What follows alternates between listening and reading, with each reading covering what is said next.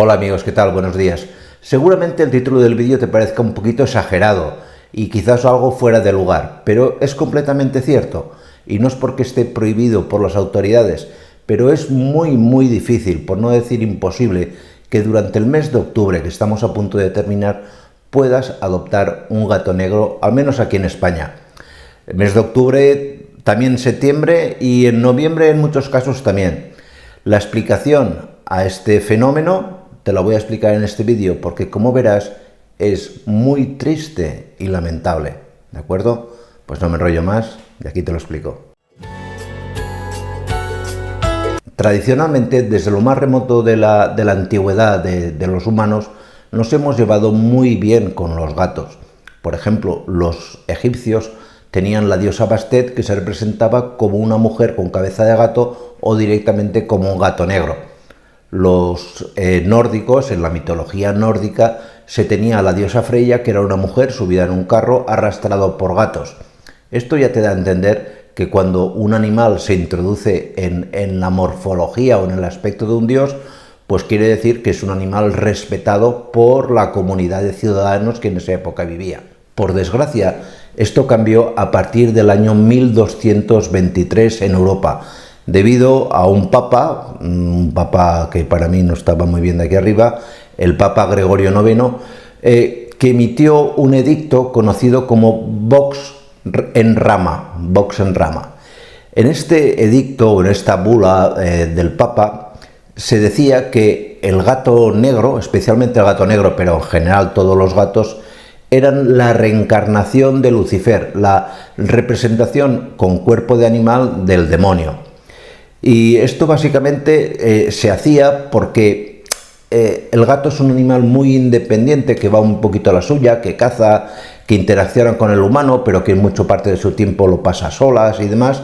Y esto en la mentalidad de la época se entendía que era una falta de respeto. En aquella época los europeos, pues el que no era vasallo de un rey lo era de un príncipe, o el que no servía directamente como siervo de la iglesia. Es decir, los derechos y el derecho a pataleo de la gente pues estaba muy limitado porque no existían libertades.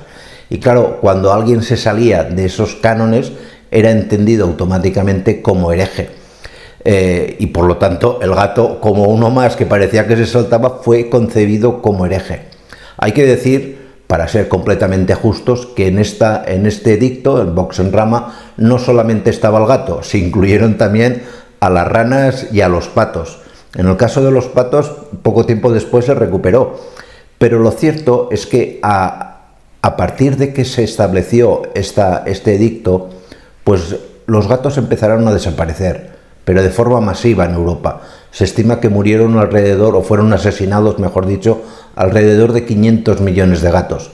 Se empezó por monasterios y conventos y a posteriori el pueblo vio que lo rechazaba la iglesia y por miedo a ser considerados ellos como herejes también, pues empezaron a sacrificar a los gatos.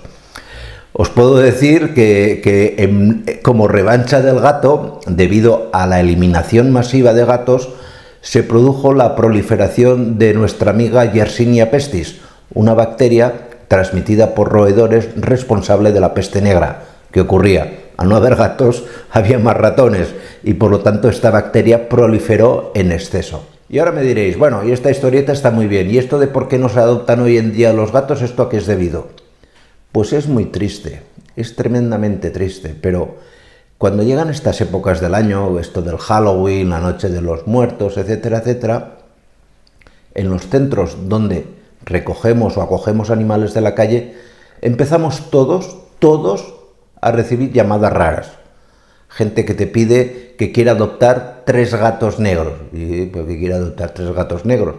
Y esto me empezó a pasar a mí, no ahora, esto se hace más de 20 años que empecé a tener este tipo de interacción, a veces directamente o a veces me lo contaba, y ya hace tiempo pues empecé a hablar con compañeros y ya, pues a mí también me ha pasado y a mí también.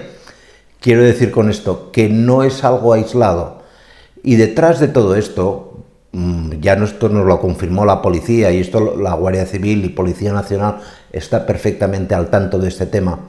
El gato negro hoy en día, incomprensiblemente, sigue siendo masivamente utilizado Cuando digo masivamente, quiero decir que luego de pasadas estas fiestas del Halloween y demás, aparecen en determinados sitios gatos colgados, degollados, etcétera, mutilados en general, víctimas muy posiblemente de algún tipo de rito satánico.